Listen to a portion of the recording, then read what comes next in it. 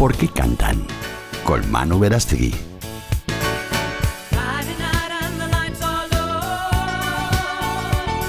¿Cuántas veces habré escuchado afirmar a algún amigo o conocido que no le gustan los musicales? Y que no.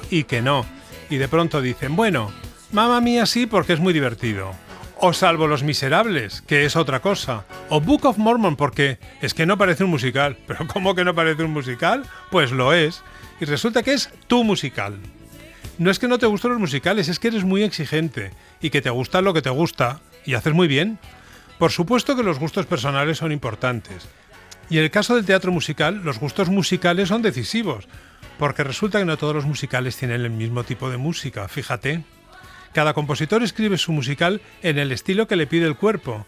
Hay musicales con música rock, con música pop, R&B, soul, gospel, country, funky, folk, cualquier otro género que se te pueda pasar por la cabeza. Por eso, si no te gusta el rock, yo, por ejemplo, no te recomendaría Tommy, porque no te va a gustar. Pero si tienes el alma rockera, puedes probar con alguno de los múltiples jukebox de rock, como Rock of Ages, American Idiot o We Will Rock You. Y si lo tuyo es el soul, o el blues y el gospel, disfrutarás con Dreamgirls, Memphis, El color púrpura o esa maravilla de adaptación del Mago de Oz que es The Wiz. Y si te tira la música country, te encantará Oklahoma o La casa más divertida de Texas. Hasta el hip hop tiene sus títulos representativos, como Hamilton, el bombazo de Lin-Manuel Miranda. Y podríamos seguir así enumerando géneros y títulos hasta pasado mañana, pero ya os hacéis una idea. La cuestión es que hay un musical para cada uno de nosotros. Solo hay que dar con él. Mucha suerte y bienvenidos a ¿Por qué cantan?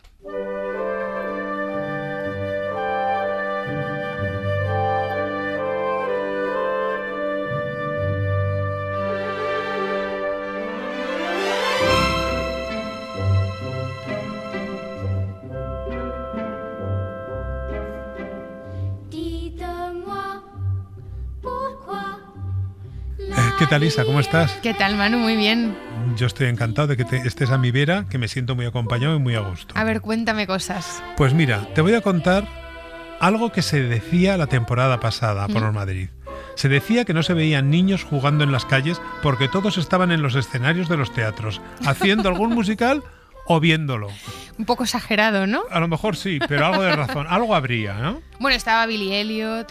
Claro, Matilda. es que en los últimos años no hemos visto la cartelera petada de musicales con niños, ¿no? Con muchos, con pocos, con lo que fuera, pero Matilda School of Rock, Charlie, El Rey León. El Rey León hay que niños, sigue. La historia interminable, Los chicos del coro, donde hay muchos niños, pero estaban todos. Va a ser verdad que estaban todos en los el niños teatro. faltando a clase, yo te lo digo.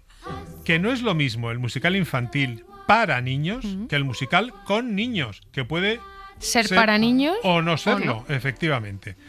Mira, los niños en el escenario nos ponen en la cara esa sonrisa bobalicona y nos despiertan la misma ternura que cuando nuestros niños, nuestros hijos o sobrinos o los hijos de los amigos, según cada cual, nos hacen una gracieta en casa, ¿no? Ya sea la imitación de una estrella pop del momento, o cantar una canción en guachi guachi, o como hacía la hija de un amigo mío, recitar una poesía mientras hacía gimnasia rítmica. Lo que más se debe escuchar en ese patio de butacas es Oh, exactamente. Un niño en el escenario hace todo eso y más para deslumbrarlos con su gracieta y con su simpatía, ¿no?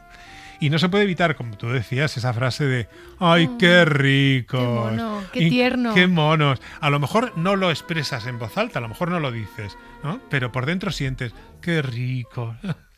Cuando los autores y sobre todo los productores de musicales descubrieron que la presencia de los niños era una baza interesante en el impacto emocional de sus obras y en el resultado de taquilla, cuidado, pues los incorporaron inmediatamente a sus obras. Al principio tímidamente, en papeles secundarios que, aunque tuvieran relevancia en la historia, no exigían la presencia de niños en escena más que en una o dos escenas. Ese es el caso de South Pacific, del que escuchábamos Dites-moi.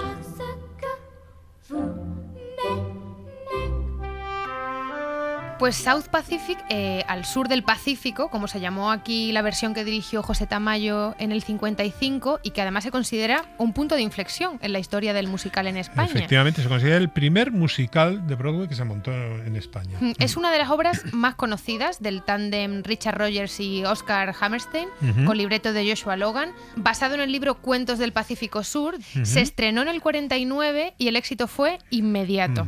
Y la historia transcurre, como su propio nombre indica, en una isla del Pacífico durante la Segunda Guerra Mundial. Y los niños que cantan esta canción tan mona son, en la función, los hijos de un viudo francés y de su difunta mujer polinesia. Cuando la protagonista de la historia se enamora del padre, ve la mezcla de razas de los niños como un obstáculo para su relación. Pero todo acaba bien, ¿eh? No hay ningún problema. ¿No es spoiler esto? No pasa nada. Yo no digo nada más. A ver, Rogers y Hammerstein siempre han tenido muy presentes en sus obras a los niños. Al público se le caía la baba. ¡Qué ricos! Y unos años más tarde escribirían el musical familiar por excelencia, en el que los niños tenían mucho más protagonismo, Sonrisas y lágrimas.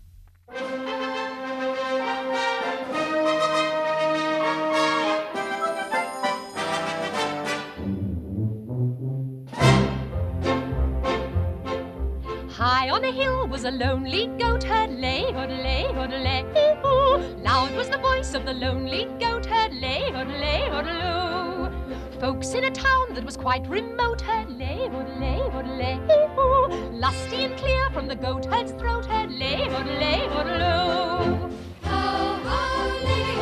Sonrisas y lágrimas es un título misterioso en español de The Sound of Music, que significaría más bien el sonido de la música, si lo tradujéramos literalmente. Está basado en la historia real, como nos gusta esto de la historia real. Las historias reales nos gustan mucho. De la familia Von Trapp y sus dichas y desdichas en la Austria invadida por los nazis. Hoy es un clásico del musical familiar y del musical en general. Totalmente, completamente de acuerdo. Y gran parte del éxito se debe a la adaptación cinematográfica de 1965 que dirigió Robert Wise y que tenía a Julie Andrews encabezando el reparto. Sus canciones son tan populares que hay muy poca gente que no conozca el Do Re Mi, por ejemplo, o el estribillo del Cabrero Solitario, que es el que estamos escuchando.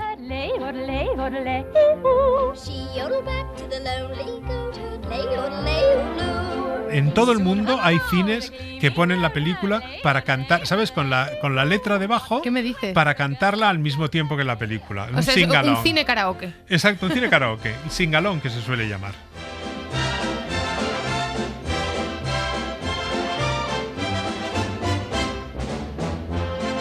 Bueno, vamos a hablar con una persona que puede contarnos cómo es compartir el escenario con un reparto de niños. Carlos Hipólito.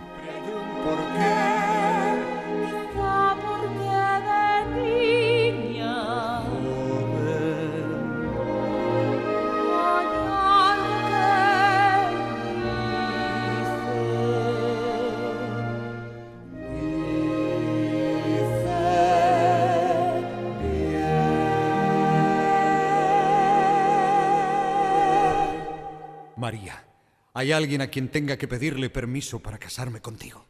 ¿Por qué no se lo pedimos a los niños?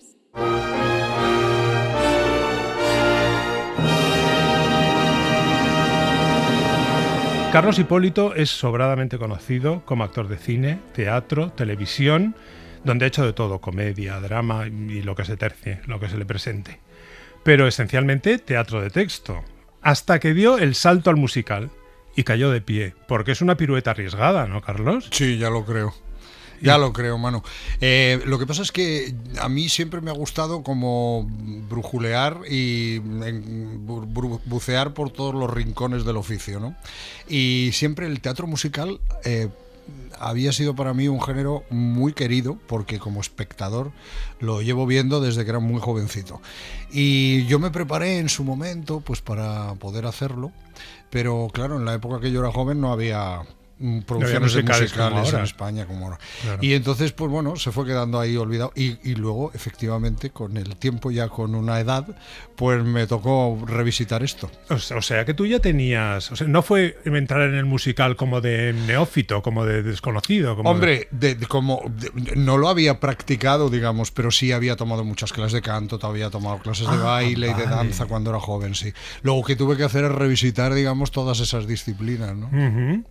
¿Y cuál es la primera experiencia? ¿Cuál es tu primer acercamiento al musical? En realidad, en un musical que era como musical era pequeñito, porque tenía una partitura muy pequeña, que era Historia de un caballo, Sí. de una versión de un cuento de Tolstoy que se hizo en versión musical, que dirigió Salvador Collado.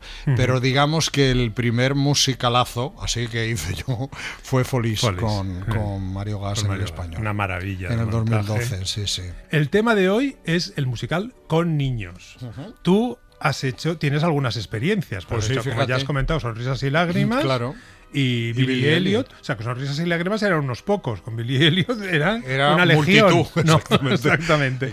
Y, a ver, yo no quiero decir eso que se atribuye a Hitchcock, pero creo que es de V.C. Fields, Sí. que es no trabajes nunca con perros ni con niños. Sí, porque te roban el foco. Sí, vamos, chupan plano como locos. Sí, total.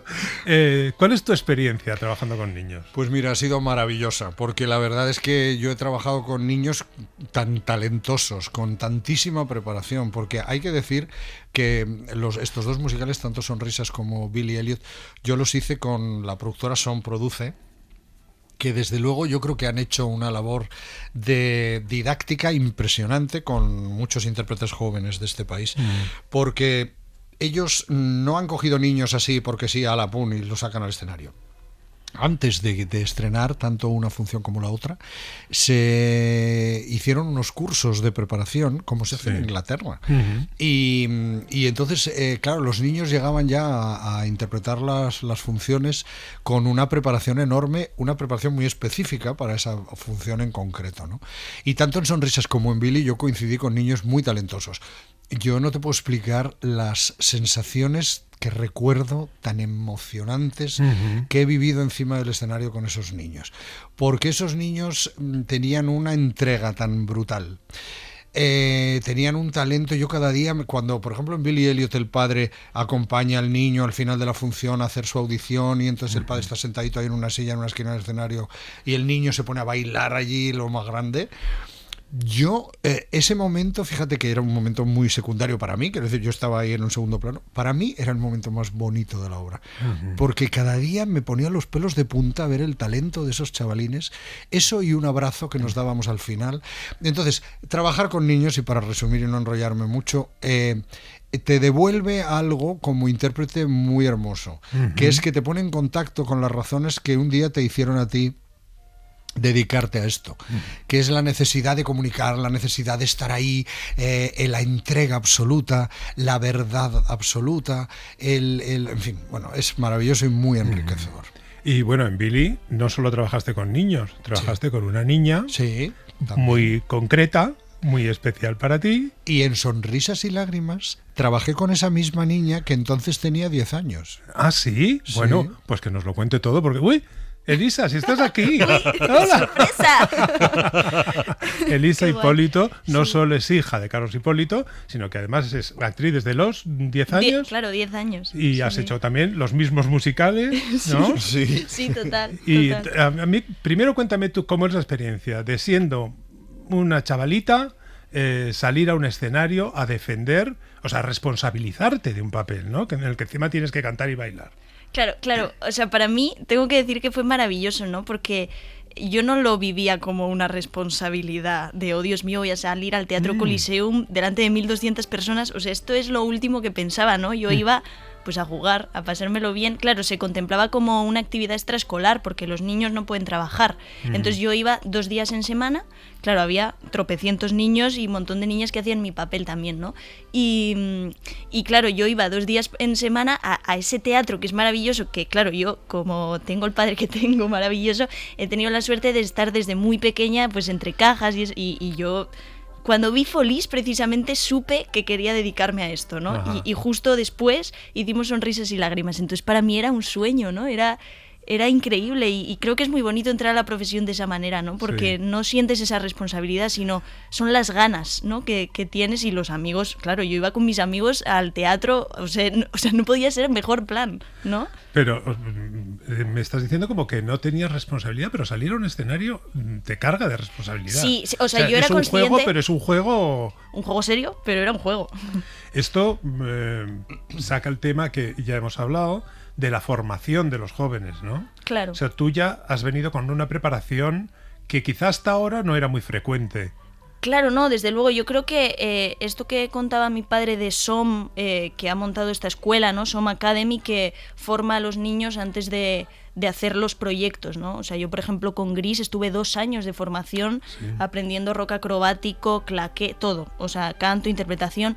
Entonces yo creo que de ahí ha salido una cantera, ¿no? De niños muy, muy preparados, ¿no? Que de hecho ahora muchos de los con los que yo estaba en Gris están siendo protagonistas en Book of Mormon. Entonces es que yo creo que eso ha sido... A ver ahora qué hacemos con todos vosotros. Va a haber que Hay hacer musicales sin parar. Y además multitudinarios, ¿no? Total. Sí, porque sí. además como los musicales con niños tienen por lo menos 3 repartos, ¿no? Claro. Es que sois una Claro, multitud. 4 repartos, porque 4, sí, sí. claro, es que eso es muy fuerte. Pero también es bonito, ¿no? Porque cada día pues te toca con una gente diferente y cada día la función, aunque salga más o menos igual, pues cada niño tiene sus cosas y aporta sus cosas. Entonces yo creo que eso también hace más interesante el trabajo. Ahora una pregunta a compartir. ¿Cómo es trabajar con papá y cómo es trabajar con la niña? Pues mira, para mí trabajar con Elisa es una maravilla. O sea, ella es hiper respetuosa en el escenario. Ha aprendido tanto de su madre, Mapi Sagaseta, que es mi mujer, y de mí. Ha aprendido el respeto al escenario. De hecho, ella contaba que vino a ver Folies muchas veces al Español. Creo que ha sido de las pocas veces que han permitido que alguien estuviera entre cajas sentado en una silla, y Elisa llegó a ver, creo que fueron 40 o 41 veces. 41 veces. 41 veces Folies. Tú ya pensabas en una sustitución, ¿no? Yo ya estaba. No. ¿Cuál te ibas aprendiendo?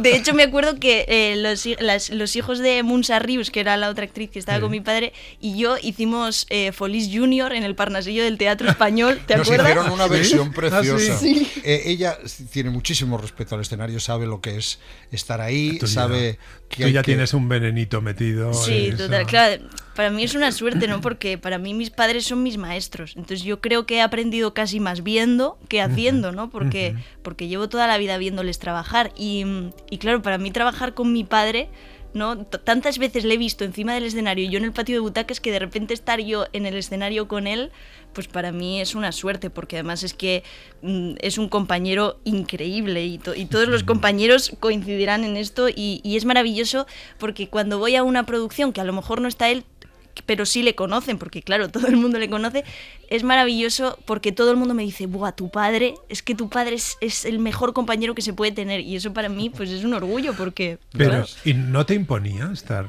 con tu padre ahí juzgando, por decirlo de alguna manera, ¿no? Pero yo no siento que me juzgabas, qué no, suerte.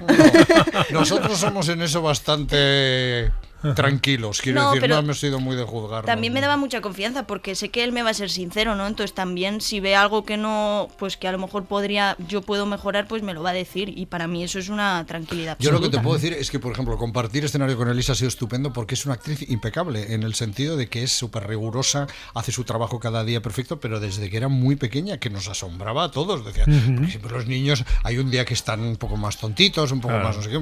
Ella estaba siempre impecable, igual, muy bien. Y ahora estoy disfrutando del otro lado, de ser yo espectador de ella cuando ella está haciendo producciones en las que yo no estoy, y no sabes, o sea, la emoción, Manu, que yo tengo, Mapi y yo, cuando nos sentamos en el patio de butacas a verla actuar, es que vamos, yo no me lo puedo creer. No, nos llevamos bien, nos llevamos bien. Sí, bien. Elisa, veo un carrerón por delante. Bueno, a ver, ojalá. A ver, estaremos sí, atentos a contenta. verte todo lo que estés haciendo por ahí. Y nada, chicos, muchísimas gracias por haberme acompañado este ratito, por todo lo que me habéis contado. Gracias a ti. Carlos, Gracias Elisa, a ti. muchísimas gracias. Muchas Un gracias. abrazo. Hasta luego. Poco antes del estreno de Sonrisas y Lágrimas se había estrenado el musical que muchos consideran el musical perfecto, porque tiene una primera parte con el encanto ingenuo de los niños y una segunda parte con el menos ingenuo de los garitos de striptease. La biografía musicada de Gypsy Rose Lee, una artista que empezó como cantante infantil de vodevil y acabó, gracias a los tejemanejes de una madre ambiciosa, triunfando como stripper.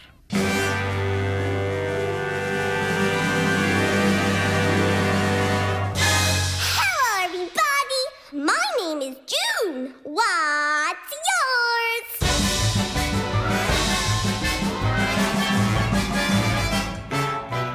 Let me entertain you. Let me make you smile. Let me do a few tricks, some old nuts, new tricks. I'm very versatile. And if you're real Isa, good, dale. I'll make Dale, que cante, que baile, que hable. Me conformo con que nos hables un poquito de Gypsy. Gypsy es un musical de Jules Stein y Stephen Sondheim, estrenado en el 57. Cuenta la historia de Gypsy Rose Lee, que empezó recorriendo los teatros de variedades en Estados Unidos, como contabas, en los años 20, como parte de una compañía de artistas infantiles que dirigía y que representaba su madre Rose. Fue nominada a 7 Tonys. Hoy es un imprescindible del teatro musical que se sigue montando una y otra vez, y otra vez. Exactamente, es un musical clásico, como demuestra el hecho de que Antonio Banderas, sin ir más lejos, haya anunciado que será la próxima producción de su Teatro del Soho, que estamos ya deseandito ver, que lo sepáis.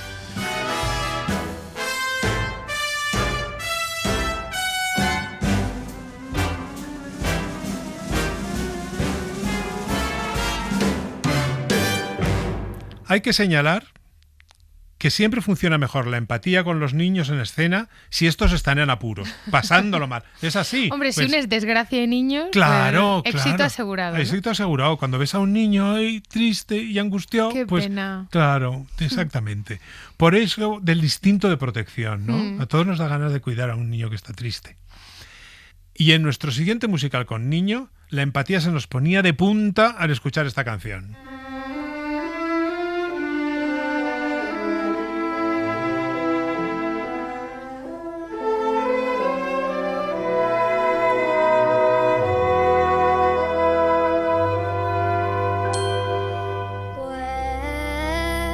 Where is love?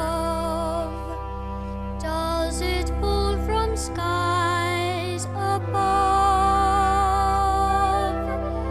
Is it underneath the willow tree that I've been dreaming of?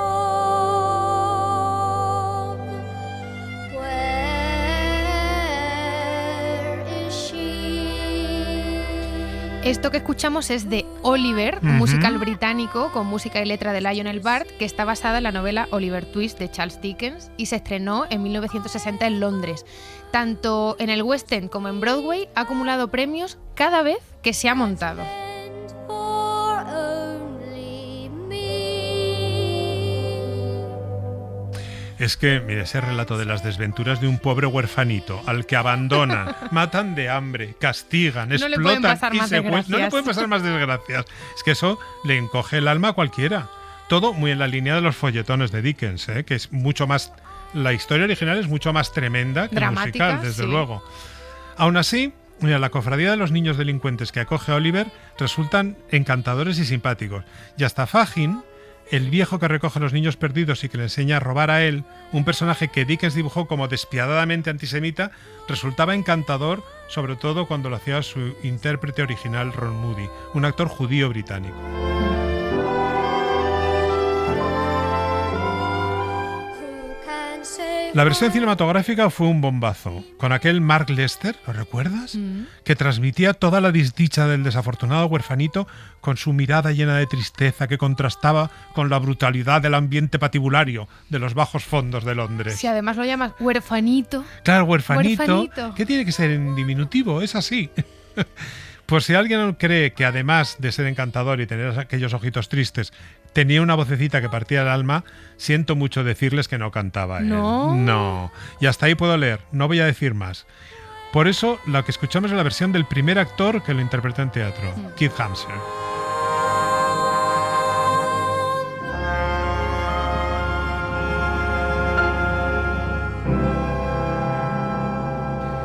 Y así estaban las cosas hasta que llegó Annie. It's a hard knock life for us. It's a hard knock life for us. Steady treated, we get tricked. Steady kisses, we get kicked. It's a hard knock life. Got no folks to speak of, so it's a hard knock road we hoe. Cotton blankets, instead of wool. Empty bellies, instead of full. It's a hard knock life. Manu, Annie está basada en una tira cómica del dibujante Harold Gray llamada Little Orphan Annie, que empezó a publicarse en 1924. En español se conoció como Anita la huerfanita. Que suena tan peculiar. Y la protagonizaban una huérfana con un gran sentido crítico y su padre adoptivo. El autor aprovechaba la supuesta ingenuidad de la niña para hacer comentarios ácidos, digamos, sobre temas políticos, sociales de aquel momento. Ya había sido adaptada al cine un par de veces cuando a mediados de los 70 el compositor Charles Strauss, el letrista Martin Charning y el libretista Thomas Meehan se pusieron de acuerdo para escribir el musical que estaba basado en ese personaje. Se estrenó en 1977 en Broadway y en el 81 aquí en Madrid, en el Teatro Príncipe Gran Vía. Con un reparto sorprendente entre los que estaba Serenella, una cantante de la época, haciendo de Mrs. Hannigan, que era impresionante. Pero bueno, Annie de alguna manera es como un Oliver Twist del que ya hemos hablado, pero en femenino. Y yo creo que como una pista de esto es el hecho de que el padre adoptivo se llame como Oliver, precisamente. Por cierto que su apellido Warbucks viene a significar algo parecido a pasta de guerra, dinero de guerra, ¿sabes? Aquí ya nos encontramos con personajes que se alejan un poco del niño o la niña encantadora haciendo monerías y pestañeando, ¿vale? Las niñas del orfanato que dirigen la malísima señorita Hannigan son peleonas, traviesas, metiches y liantas. Niñas de verdad. La canción It's a Hard Knock Life, Ya no aguanto más, como se tradujo aquí en español, que cantan las niñas del orfanato mientras realizan todas esas labores de limpieza de la casa, refleja esta cruda realidad. Gran parte del éxito del personaje es que, a pesar de que Annie no ha tenido una vida fácil, su optimismo en medio de esa gran depresión americana es irreductible. La canción estrella es Tomorrow, Mañana, que seguro que si lo pensáis un poquito os suena a todos, os estará resonando en la memoria. Y es una canción en la que la niña despliega toda esa filosofía optimista y con la que convence al mismísimo presidente Roosevelt, de tomar posturas políticas económicas, ¿no? Come out tomorrow, so you gotta hang on till tomorrow. Come what may. Tomorrow, tomorrow, I love you. Tomorrow, you're always a day away.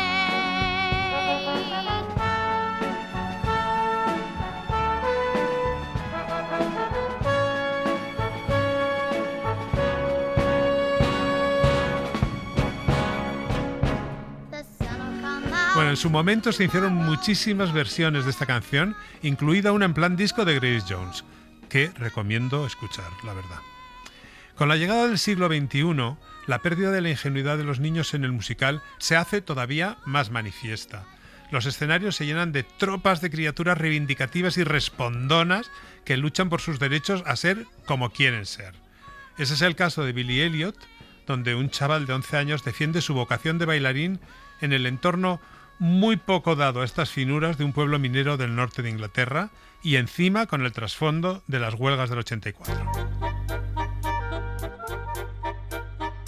And 1, and 2, and 3, and 4, and 5, and 6.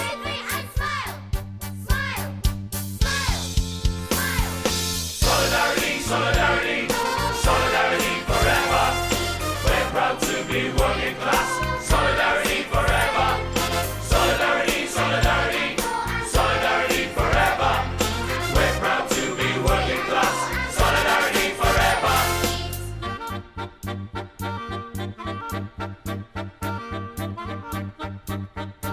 Billy Elliot fue primero una película de Stephen Daldry, estrenada en el año 2000, que tuvo una gran acogida de crítica y de público, y 5 años después ya estaba en el West End la adaptación a musical con partitura de Elton John y las letras y el libreto de Lee Hall, que había escrito el guión original de la película también. Desde entonces se ha traducido a multitud de idiomas y se ha estrenado por todo el mundo. Yo creo que todo el mundo recuerda en su ciudad una cartelera con Billy Elliot. Efectivamente. Estamos hablando de los revolucionarios que son estas criaturitas, como Billy, y no menos, toda su tropa. Y toda su tropa, que han salido respondones. No son menos revolucionarios que Billy los niños de la escuela de la señorita Trunchbull en Matilda, y lo cantan a pleno pulmón.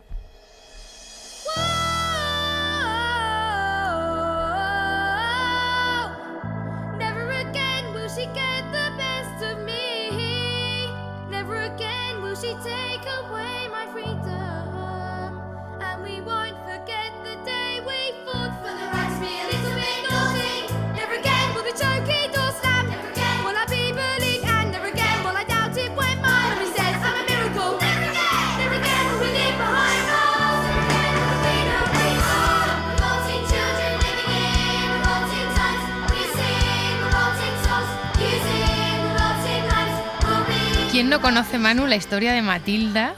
Que es primero un libro de Roald Dahl, que se publicó en 1988 y cuenta la complicada vida de una niña con una familia pobre que la ignora muchísimo. Ay, y que busca el refugio en los libros y acaba por desarrollar telequinesia. Mira. Es lo más impresionante de la historia y cuando eres niño lo que más te gusta. La adaptación al musical fue una iniciativa de la Royal Shakespeare Company. Escribió la música y las letras Tim Minchin en lo que sería su primer musical y se estrenó en el West End en 2011. Sí, señora.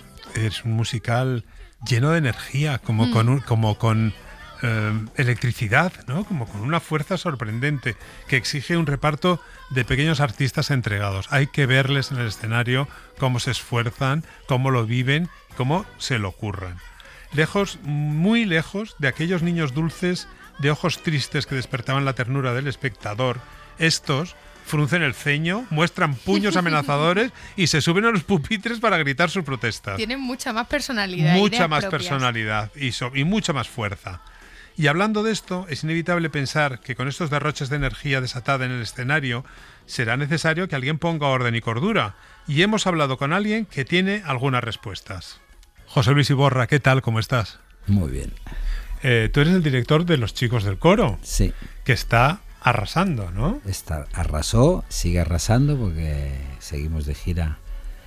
Hemos hecho muy poca gira en pocas ciudades porque los niños tienen colegios y esas cosas no se puede hacer, pero vamos, sí. Y volvemos a Madrid en octubre, una temporada más, sí. Ha sido una gran sorpresa para todos. Muy bien. Y bueno, tú también hiciste Un Chico de Revista. Hice Un Chico de Revista. Que era un homenaje hacia la revista tradicional española, muy divertida y muy graciosa. Y después hice lo de Loles, que era también algo muy musical. Sí. Una noche con ella, se llamaba. Esto lo escribí yo además. Era sobre su vida y esto, pero vamos, este es el primer musical de gran formato, como se le suele llamar ahora, que yo esas cosas no sabía. En el que he tenido muchísima suerte. Para mí ha sido el mejor regalo que me ha dado esta profesión en 40 años que llevo en ella. Sí, ¿eh? Sin ninguna duda. Ni el cine, ni la tele, ni nada. El mejor regalo han sido enfrentarme a 70 niños, porque me lo dieron de un viernes para un lunes. Sí, ¿y no te dio un infarto? No, me dio un poco de agobio, pero el lunes cuando llegué allí y les vi a todos, supe, además el primer día, que me iba a llevar, supe que tenía que hacer un gran esfuerzo, que es volver a la infancia y a 3 infancias distintas, porque para entenderles bien tenía que jugar con los de 6, 5, 6, 7 años. Claro. Esto era una cosa que te iba a preguntar. Bueno, vamos a hablar un poquito de cómo se trabaja con niños en un escenario, ¿no? Sí. Y viendo el reparto, digo, es que aquí no es que trabajes con niños, es que trabajas con niños y hasta adolescentes. Totalmente. ¿no? Que son maneras diferentes de trabajar. 3 maneras, porque eran los de 6, 7 años, que sabía que a las 2 horas ya no les podía pedir que tuvieran atención, pues son niños muy pequeños, y que se subían directamente al cuello, a los pies, bueno. Y todos los pepines acababan todo el día, todos encima de mí. El ayudante me decía, ¿qué hago yo? Déjales, que es la única manera de estar tranquilos, están encima de mí. Después estaban los de 8, 10, 12 años, que es otro tipo de niño, Y pues estaban ya los adolescentes, de 13 a 16, que también tenía varios. Esos son tan difíciles como se dice. Y eso eran un poco más difíciles, pero aquí todos han sido bastante responsables. Fíjate, Sí. yo he alucinado con los niños, tienen una educación ya de lo del musical y que todos sabían que estaban haciendo, o sentían que estaban haciendo algo muy bonito. Solo de los 70, solo 2 o 3 había hecho incursiones en musical, en El Rey León. 4 niños solo de los 70. Los demás eran todos niños, como decía, muy vírgenes. Y yo creo que fue parte del éxito. Eran de la calle, como digo yo, todos. Y estás diciendo todo el rato 70 niños. 70 niños. Vamos a ver, aclarar a la gente que no es que haya 70 niños en escena, ¿vale? 5 Eso repartos. sería espectacular. Sí, no. Son 5 repartos. Sí. Y tú tienes que trabajar con 5 repartos de niños. Eso sí fue un problema, no un problema, además de un problema, un miedo que tenía, porque yo nunca había hecho esto. Menos mal que tenía entre los actores adultos Natalia Millán. Y el primer día le dije, yo voy a ensayar así, se hace así, primero un grupo, después otro. La misma escena era como el día de la marmota, no acabábamos nunca, porque claro, una escena no la pasas una vez, la pasas muchas veces, entonces todos los demás estaban en el patio de butacas mirando. Grupo 1, grupo 2, después me di cuenta que los números en los grupos no les gustaba mucho porque parecían que el 1 y el 2 y el 3 eran más importantes que el 5 y el 6, el 4 y el 5. Vamos a poner colores, pero pues son más listos que el hambre. Y pues decían, no, a ti te gusta más el color amarillo, ya lo hemos notado. Y así es cuando tienes tanto reparto. Oye, y, a ver, los niños en el escenario a mí me parece que son como un arma de doble filo, ¿no? Sí. Por un lado, quiero decir, desde el punto de vista del espectador, del público, por un lado hay un gran público al que le encanta la idea de ver niños en escena, y oírles cantar, en fin, por ese encanto que transmiten y tal y cual, pero luego hay un público que dice, niños en el teatro. Sí. Que son unos repipis, o yo qué sé. Yo esto lo he oído directamente, ¿eh? Niños en el teatro, unos repipis. Yo intenté que no fueran nada repipis, y eso fue el éxito además. Recuerdo que a los pocos días de estrenar la función yo no quise agobiarles con las cosas de llorar, que sé que son como más complicadas, pero a las 2 semanas, como vi que todo funciona muy bien, cojo al pequeñajo, al más pequeño, y le digo, tú al final, cuando sales con la maleta, ¿puedes llorar? Y me dice, ¿para qué? Y digo, pues porque así se emocionará más el público. Y tú vienes del profesor y dices, vale, pues sí. Y no le dije nada al actor. Y son unos bestias en esto, en verdad. Sí. En la verdad no les gana nadie, porque no se plantean nada, entonces te lo dicen todo.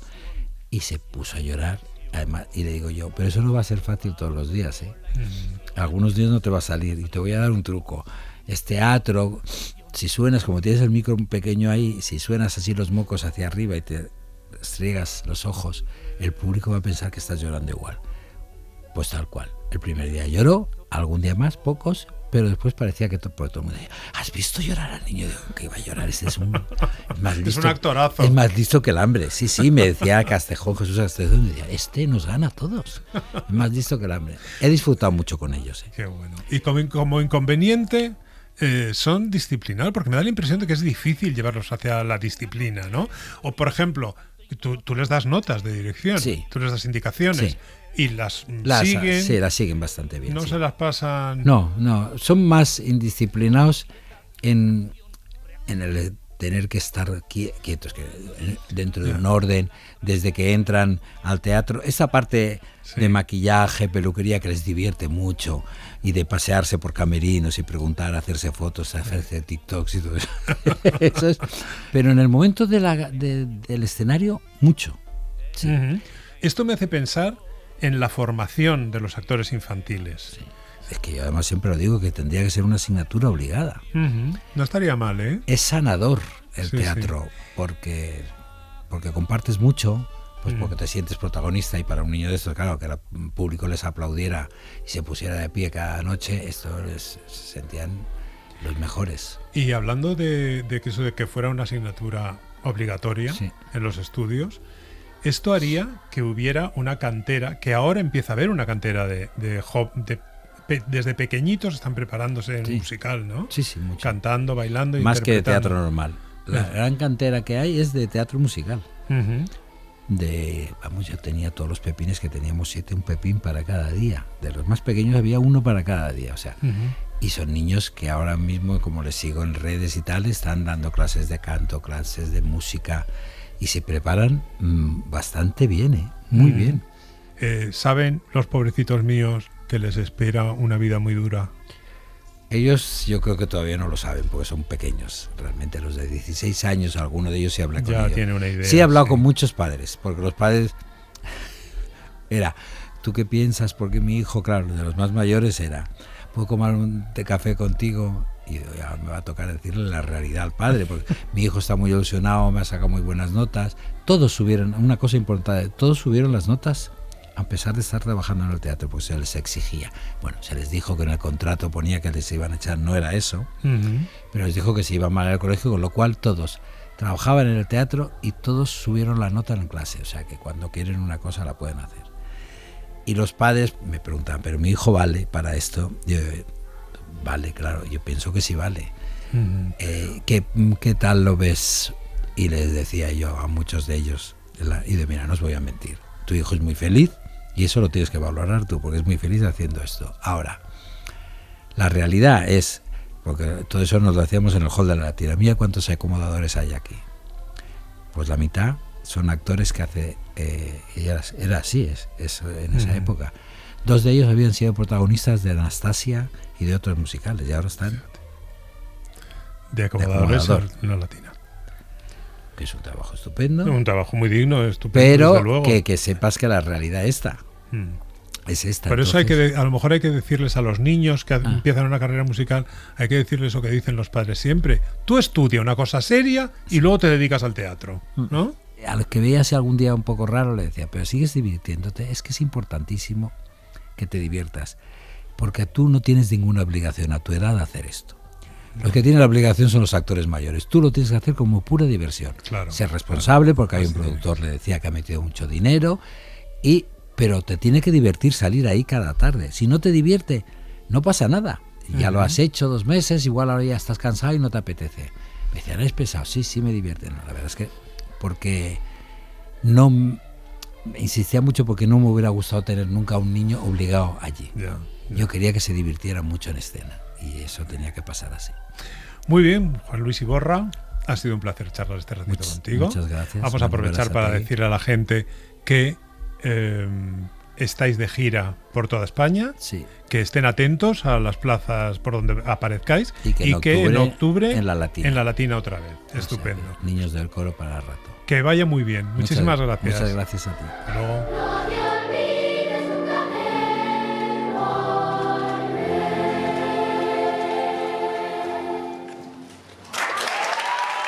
También me pregunto si un reparto formado mayoritariamente por niños exige el uso de algunos materiales más resistentes en el escenario. Ricardo Sánchez Cuesta es escenógrafo y sabe mucho de esto. Hola Ricardo, ¿qué tal estás? Muy bien, muchas gracias. Oye, qué maravilla es este trabajo de crear los universos en los que se mueven los personajes de ficción, ¿no? Sí. Para el espectador es como asombroso, pero me imagino que para el que lo produce debe de ser un poco aterrador y un poquito soy Dios, ¿no? Bueno, uno se acostumbra, es decir, es aterrador al principio y después uno aprende a convivir con sus inseguridades.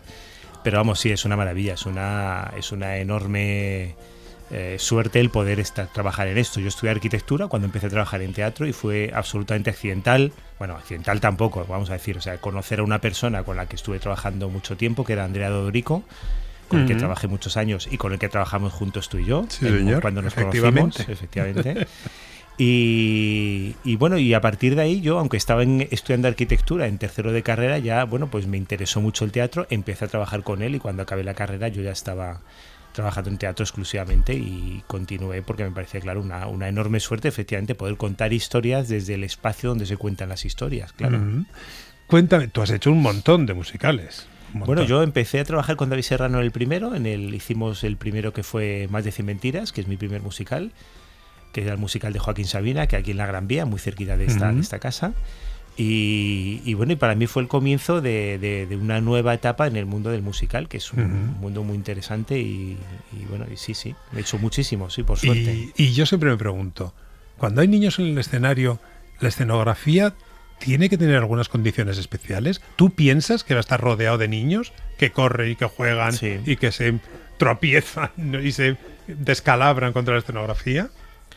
Hombre, los niños que trabajan en musicales son niños ultradisciplinados en general. Es decir, están muy acostumbrados a un trabajo bastante duro de preparación porque lo necesitan y lo van a ejecutar. Es decir, bailan, cantan, actúan, es decir, y son niños bastante particulares y normalmente, bueno, luego lo que es sorprendente también, que es una cosa que a mí me sorprendió, por ejemplo, en Matilda, es que había muchos hijos de actores, es decir, que hay una cosa del conocimiento del medio que les hace especialmente apropiados para estar ahí. Entonces, ese riesgo en general no existe, hombre, tienes que evidentemente tomar precauciones, tienes que tener cuidado, pero a mí lo más enriquecedor de trabajar con niños es una cuestión de escala, es decir, porque el que cuenta la historia, el que pretende emocionar es esa niña en este caso.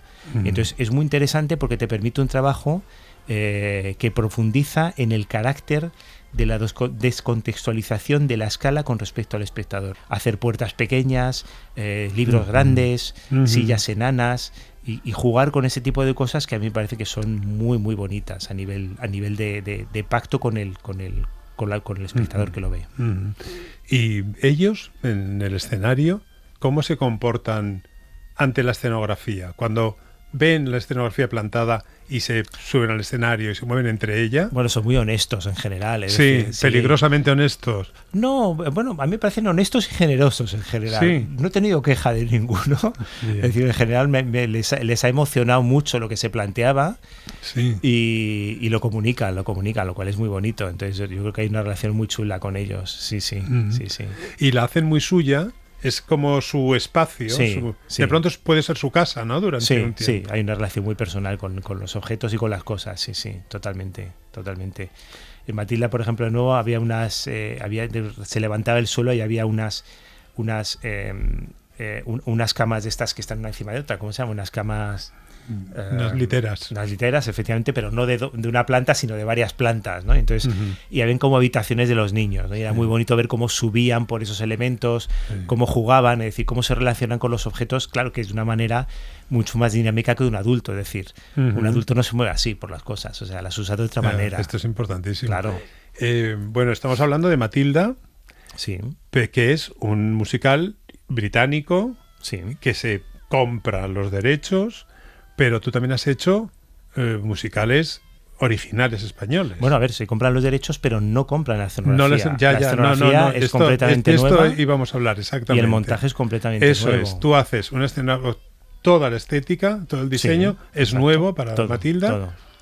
Pero de un musical que ya viene montado en varias versiones, que ya se conoce y tal y cual.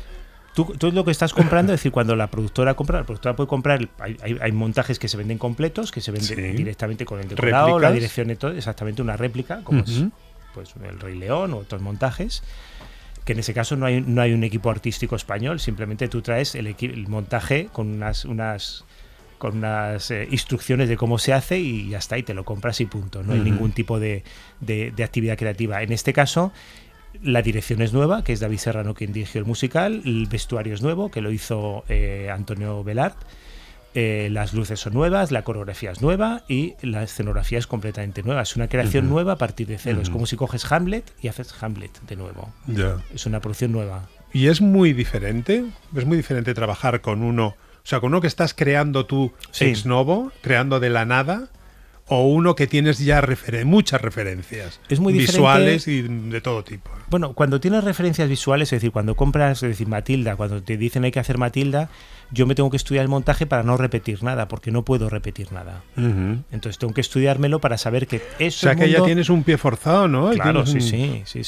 Hay cosas que son muy buenas y te da rabia no poder hacerlas, no, porque a mí no me interesa copiarlo. A mí lo que me interesa es que se me hubiera ocurrido a mí, que eso es otra historia. Es decir, hay cosas que dices, joder, esta idea es extraordinaria, ojalá fuera mía, ¿no? Pues no es mía, o sea, que ya no me interesa, ¿no? O sea, que hay que hacer otra cosa. ¿Una escenografía bien hecha debe de pasar desapercibida para el espectador? Yo creo que no debe pasar desapercibida, lo que pasa es que no debe tener más protagonismo. Yo creo que el teatro es un acto colectivo y como tal funciona bien cuando todo está muy bien. Y yo no creo que tenga que pasar desapercibida en absoluto. La escenografía tiene que ser mágica, tiene que aportar. Pues se disfruta también. Es un personaje más, o sea, es un personaje y un personaje importantísimo. Entonces tiene que contar las cosas muy bien contadas. Los cambios tienen que entrar cuando tienen que entrar. Tiene que haber una dinámica muy pensada. O sea, el musical lo que tiene muy difícil es la dinámica. Es decir, tienes que pensar, los cambios son a vista, tienen que ser dinámicos, tienen que ser coherentes, tienen que ser emocionantes. Cuando un cambio está bien hecho, emociona. Es emocionante, Y es parte de esa dramaturgia. Entonces, yo creo que es parte de lo mismo. Yo no creo que haya un decorado que sea independiente de la dramaturgia. No lo creo. No. ¿Qué no has hecho que te gustaría hacer? Uy. Bueno, uno de los que voy a hacer próximamente que no puedo decir es uno de los que me apetece muchísimo. No lo puedo ¿Y no decir. lo puedes decir? No, porque he firmado cláusulas de todo tipo. Hombre, me encantaría hacer Moulin Rouge, por ejemplo, porque me parece... Pero que no cabe en ningún sitio. Sí cabe, todo sí cabe. Bueno, a ver, si estamos metiendo cosas imposibles... Si hemos hecho Mamma Mía en el Rialto, o sea, y cabe, y funciona bien. Por eso digo que los límites funcionan. Es decir, el musical de Mamma Mía es un musical hecho para ese espacio. Y para mí... Y esto lo digo sin ningún tipo de humildad personal, es mejor que el dispositivo original. Es mi opinión. Es bastante mejor que el dispositivo original, que desde mi punto de vista no es excesivamente bueno. Mira, también te digo. Ricardo Sánchez Cuerda, después de eso no podemos decir nada más. Muchísimas gracias por hablar conmigo este ratito. A ti, Manu. Hasta luego. Chao.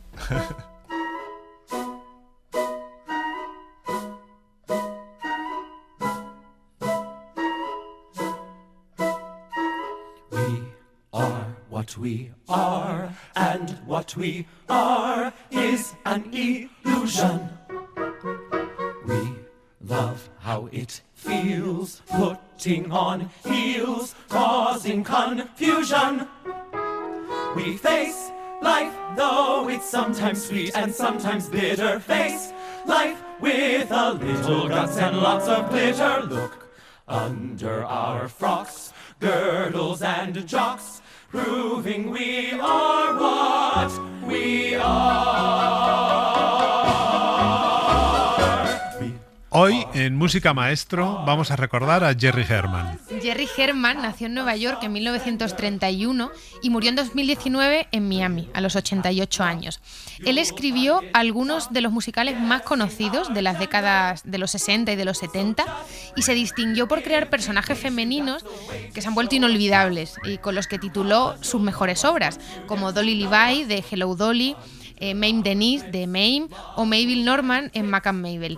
Pero su musical más conocido y el más representado también es el protagonizado por un hombre, que también es una mujer, Alvin Sassa, en La Cage aux Folles, La Jaula de las Locas, y en él Herman subió por primera vez al escenario de un musical de Broadway, una historia de amor entre hombres. Bien hecho. Muchas de las canciones, como Hello Dolly, han conseguido situarse en la cultura popular, han pasado a formar parte del repertorio de grupos y de solistas del jazz y del pop y están seguro en el imaginario de muchos de los que nos escuchan ahora mismo. Pero el tema más conocido es la canción de reafirmación personal del protagonista, I Am What I Am, que se convirtió rápidamente en un himno gay. Correcto.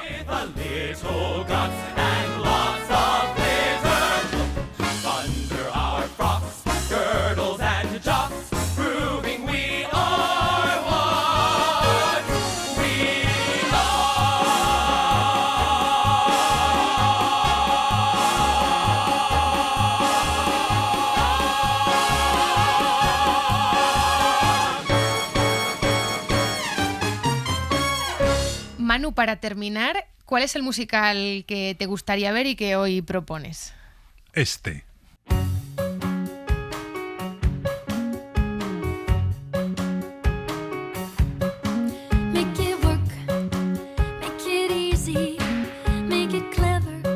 A mí me gustaría ver Waitress, Camarera.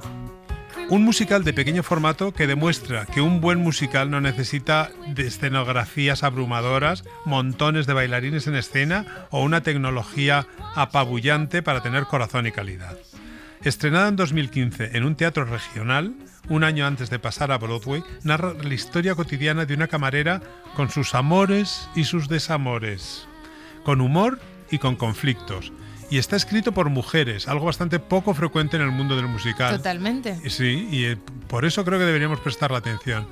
Y salpicada de metáforas reposteras. Ella compara toda su vida emocional con las tartas que hace, Los a las que pasteles. sí, con pasteles, a los que da, se los inventa y les da los nombres de las situaciones que está viviendo. Maravilloso. Maravilloso, es una preciosidad. Sara Bareilles, creadora de música y letra, es una cantautora ganadora de 2 Grammys, entre otros reconocimientos.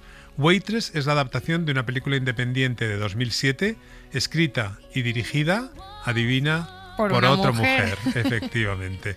Divertida y tierna y de producción asumible. Es un mensaje importante que mandar. Eso es, atención productores. Atención interesados, que es asumible.